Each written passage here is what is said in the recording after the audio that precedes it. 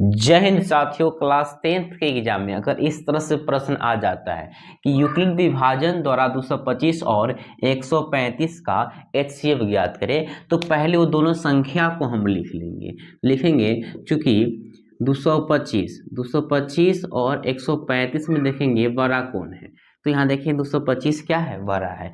तो इसमें क्या करेंगे, जो बड़ा होगा उसको A मान लेंगे, जो छोटा होगा उसको B मान लेंगे। तो बोल सकते हैं इसीलिए A बराबर होगा 225 और B बराबर क्या हो जाएगा, तो 135 हो जाएगा। अब देखो यूक्लिड विभाजन का प्रयोग करना था, तो हम क्या करें, यूक्लिड विभाजन परिमेय से लिख सकते हैं। यूक्लिड विभाजन सूत्र से भी बोल सकते हैं, कोई दिक्कत नहीं। तो क्या होता है, इसका सूत्र होता है A बराबर बी क्यू प्लस आर। क्या होता है, A बराबर बी क्यू प्लस आर, यानी जहां भी क्या होगा, 0 से बड़ा या बराबर होगा R का मान, लेकिन छोटा होगा किससे, B से, वो हमेशा छोटा ही होगा, क्योंकि ये होगा भाज्य, ये होगा भाजक, और इस Q को बोलते हैं भागफल, और प्लस में शेषफल, यानी इसको हम बोल सकते हैं भाज्य, और यहाँ हो जाएगा भाजक, B का मान होगा एक तरह से भाजक गुने Q हो जाएगा भागफल, और R क्या हो जाएगा, शेषफल, ये शेष के रूप में हो जाएगा। तो जब भी हम भाजक होगा वो शेषफल से बड़ा ही हो सकता है, भाजक हमेशा शेषफल से बड़ा ही होता है।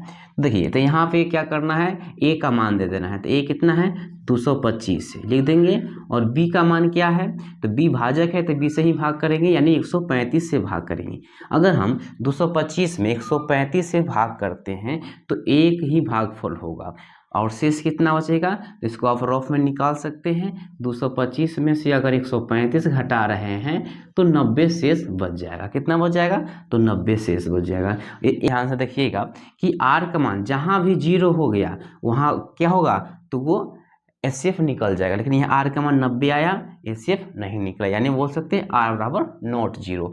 फिर यहाँ देखिए, फिर और देखिए, यहाँ जो भाजक है उसको इधर लाइए, भाजक 135 से ला दिए, और शेषफल कितना है, तो 90। तो 90 से क्या करेंगे, इस 135 में भाग करेंगे, तो 90 भी एक बार भी भाग लगेगा, तो 90 होगा, और यहाँ 135 है तो घटेगा, तो कितना बचेगा, तो 45 बच जाएगा। यहाँ भी R का मान 0 नहीं आया, क्या नहीं आया, R के मान 0 नहीं आया। फिर देखिए नेक्स्ट, यहाँ 90 है, भाजक 90 है, 90 को इधर लाएंगे।